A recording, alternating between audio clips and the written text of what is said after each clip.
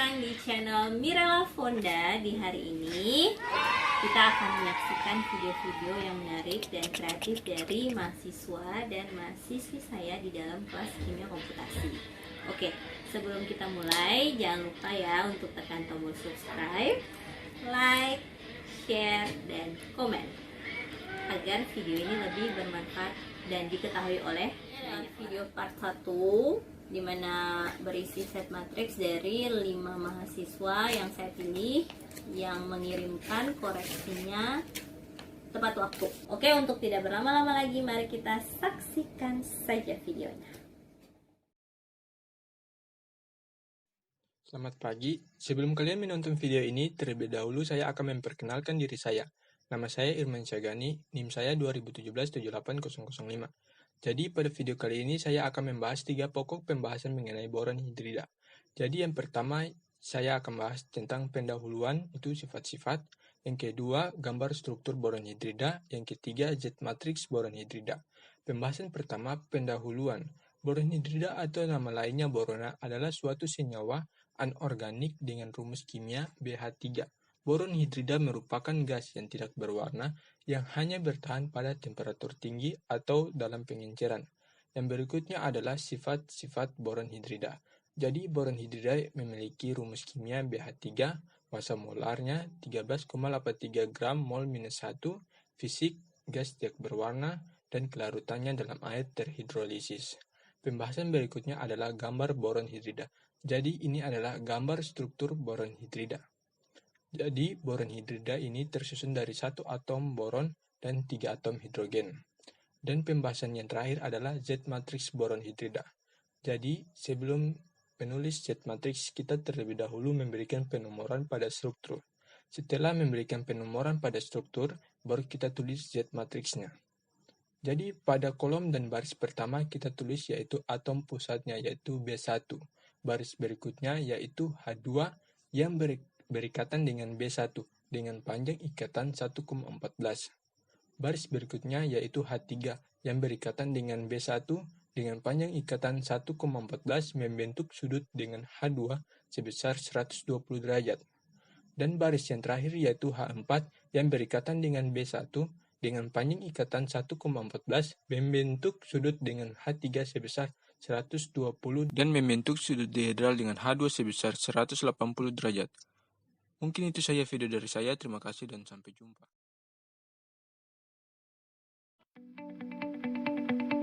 Selamat siang semuanya. Di sini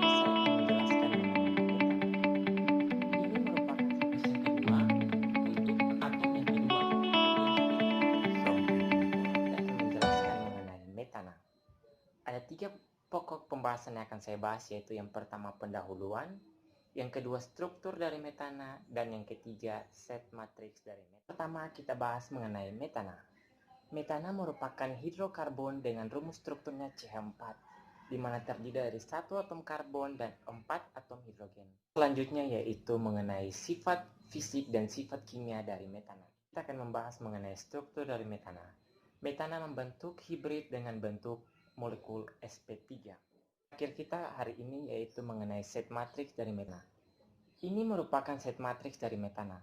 Untuk penjelasan mengenai gambar ini, dapat saksikan video berikut ini. Untuk kolom yang pertama merupakan atom yang pertama, yaitu merupakan atom pusat dan di mana atom pusatnya merupakan atom C1. Untuk baris yang kedua, untuk atom yang kedua, yang sudah diberi penomoran yang kedua, yaitu merupakan atom H2 dan berikatan dengan atom C1 membentuk panjang ikatan 1,09 Armstrong. Selanjutnya untuk atom yang ketiga yaitu atom H, dia berikatan dengan atom C1 membentuk panjang ikatan 1,09 Armstrong dan dia juga membentuk sudut ikatan dengan H2 di mana membentuk sudut ikatan sebesar 109. Baris keempat dan baris kelima itu dia punya set matriksnya sama saja, cuma perbedaannya di sudut dihedralnya. Yang H4-nya itu baris keempat sudut dihedralnya minus karena berlawanan jarum jam, sedangkan yang ini sudut dihedralnya positif karena mengikuti jarum jam. Sekian dan terima kasih. Selamat siang Ibu, terima kasih telah menyempatkan waktu Ibu untuk menonton video saya. Pada video ini saya akan menjelaskan tentang sulfur dioksida dan koordinat Z-matrix yang telah saya buat. Baik, tanpa berlama-lama mari kita masuk pada pembahasan yang telah saya persiapkan.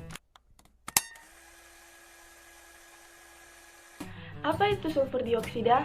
Sulfur dioksida memiliki nama lain belerang dioksida dan memiliki rumus kimia SO2. Senyawa ini merupakan gas beracun yang berbau menyengat yang dilepaskan oleh gunung berapi dan beberapa pemrosesan industri. Kedua, apa saja sih sifat fisik dan sifat kimia dari sulfur dioksida? Jadi, sulfur dioksida merupakan zat yang tak berwarna, baunya yang khas dan menusuk, memerikan mata dan merusak saluran pernafasan. Sulfur dioksida memiliki sifat fisik yang stabil, tidak mudah terbakar dan meledak. SO2 ini memiliki berat molekul 64,066 gram per mol, dengan titik didih dan titik leburnya masing-masing adalah minus 10 derajat Celcius dan minus 72 derajat Celcius.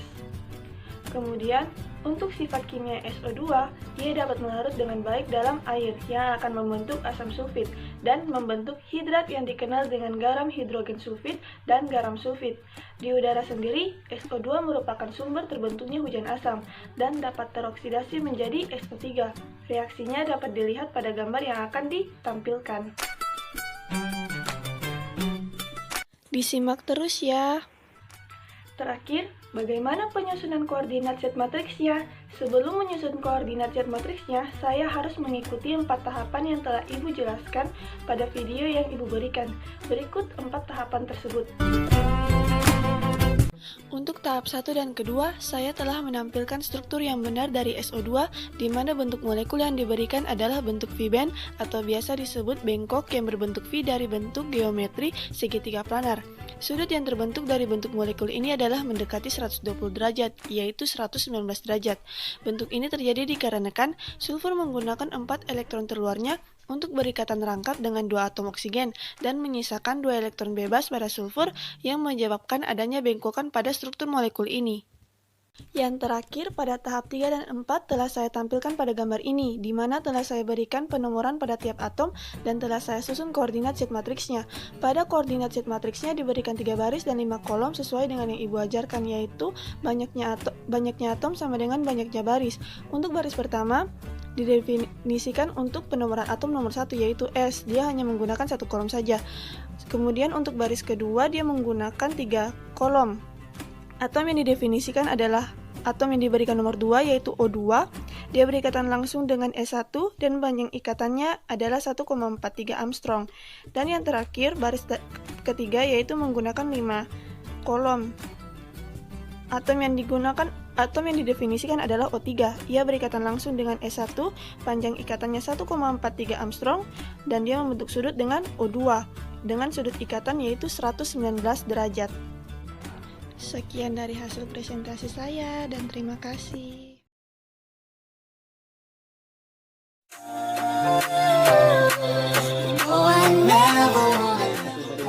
Saya Gabriel Lempang dan saya akan mempresentasikan penentuan Z-matriks saya tentang molekul dimethyl keton.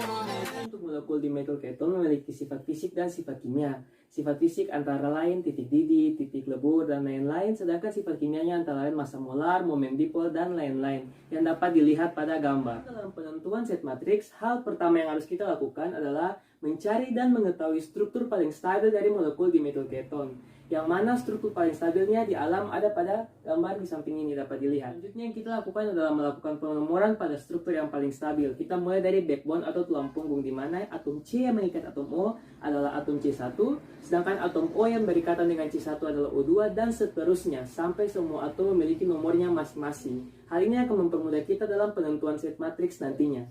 Pertama yang kita definisikan adalah atom C1, yang mana pada baris 1 ini hanya memiliki 1 kolom karena masih 1 atom saja yang kita definisikan. Berikutnya kita definisikan atom O2 yang berikatan langsung dengan atom C1 dengan panjang ikatan 1,20 Armstrong berdasarkan referensi yang saya dapatkan.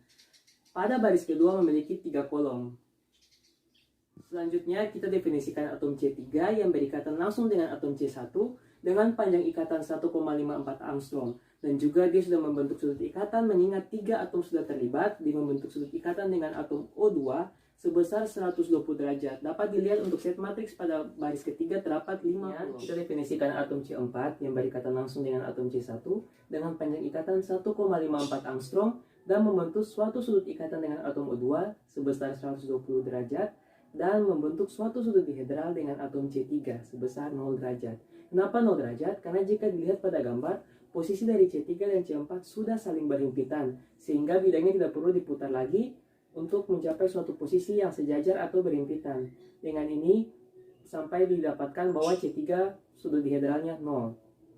Selanjutnya, kita definisikan atom H5 yang berikatan langsung dengan atom C3 sepanjang 1,09 angstrom dan membentuk sudut dengan atom C1 sebesar 109,5 derajat. Hal ini berdasarkan fakta bahwa untuk atom C yang memiliki 4 ikatan tunggal, referensinya adalah membentuk suatu bentuk tetrahedral, sehingga pada sudut ikatannya membentuk 109,5. Untuk sudut dihedralnya kita bandingkan dengan atom yang telah kita definisikan sebelumnya yang mana adalah C4. Dapat dilihat pada gambar sini untuk bagaimana caranya agar C4 ini dia berputar sedemikian rupa agar posisinya sejajar atau tumpang tindih dengan H5. Kita putar searah jarum jam 180 derajat. Dapat dilihat ilustrasinya pada gambar ini. Sehingga pada baris kelima itu juga memiliki 7 kolom. Untuk penentuan H6 dan seterusnya, penentuannya sama dengan H5. Hanya mungkin memiliki atom yang berikatan berbeda atau sudut dihedral yang berbeda, tetapi prinsip penentuannya sama. Hasil dari zat matriks seluruhnya dari molekul dimetil keton dapat dilihat pada gambar di sini. Jadi ini adalah keseluruhan dari 10 definisi atom yang terlibat dalam struktur molekul yang paling stabil dari dimetil keton. Sekian dari saya, terima kasih dan semoga bermanfaat.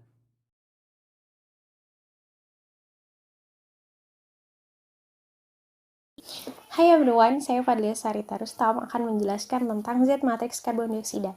Tapi sebelum itu kita perlu tahu dulu bagaimana sih struktur karbon dioksida, bagaimana sifat fisiknya, dan bagaimana sifat kimia dari si karbon dioksida ini, baru kita bisa menentukan zat matriks dari karbon dioksida. Bagaimana sih struktur dari karbon dioksida? Struktur dari karbon dioksida terdiri dari satu atom C sebagai atom pusat yang berikatan rangkap dengan 2 atom oksigen di sampingnya, di mana atom oksigen akan memiliki lone pair atau 2 pasang elektron bebas yang strukturnya secara di 2 dimensi dan 3 dimensi digambarkan seperti yang dapat dilihat. Selanjutnya, bagaimana sih sifat fisik dari karbon dioksida? Sifat fisik yang berhubungan dengan kalau kita mengamati sifat tersebut tanpa mengubah identitas dari senyawa karbon dioksida itu sendiri. Seperti apa? Seperti bau dan warna, di mana warna karbon dioksida itu tidak berwarna dan tidak berbau. Sifat lainnya seperti densitas, titik didih, dan lain-lain dapat dilihat di tabel. Selanjutnya, bagaimana sih sifat kimia dari karbon dioksida, di mana gambarkan interaksi antara karbon dioksida dengan molekul lain, seperti interaksi dengan air, di mana larutan yang berisi bromo, timol biru, dan air ketika ditambahkan karbon dioksida akan mengubah larutan dari warna biru menjadi warna kuning. Interaksi antara karbon dioksida dengan kalsium hidroksida, di mana akan menghasilkan kalsium karbonat yang akan mengubah larutan dari warna bening menjadi warna keruh. Kita masuk ke topik utama kita, yaitu zat matriks karbon dioksida. Bagaimana mentransformasikan struktur karbon dioksida ke dalam koordinat zat matriks dilakukan sesuai 3 langkah utama. Nah, mari kita bahas satu persatu langkah yang ada. Yang pertama, menentukan struktur karbon dioksida yang benar yang berada di alam seperti yang ini. Yang kedua, memberikan penomoran terhadap struktur yang telah disederhanakan. Struktur karbon dioksida yang telah disederhanakan seperti yang dapat dilihat. Nah, untuk karbon dioksida khususnya itu ditambahkan dummy atom atau bisa disebut atom hantu, karena mengingat sudut ikatannya yang sebesar 180 derajat yang memungkinkan akan terjadi perputaran tidak henti dan nilai sudut dihedral yang tidak konstan. Untuk itu perlu ditambahkan dummy atom yang disimbolkan dengan X pada struktur yang ada. Langkah ketiga, menyusun zat matriks. Untuk baris pertama C1, yakni atom pusat dari struktur karbon dioksida. Selanjutnya baris kedua X, akan berikatan atau dummy atom akan berikatan dengan C1 membentuk penyaikatan sebesar 1,5 Armstrong. O2 berikatan dengan C1 akan membentuk penyaikatan sebesar 1,198 Armstrong dan membentuk sudut OC dan X atau dummy atom sebesar 90 derajat. O3 membentuk ikatan dengan C1 dengan penyaikatan 1,198 membentuk sudut ikatan O3C dan X itu sebesar 90 derajat dan membentuk sudut dihedral dengan O2 sebesar 180 derajat. Demikian video tentang zat matriks karbon dioksida, semoga bermanfaat.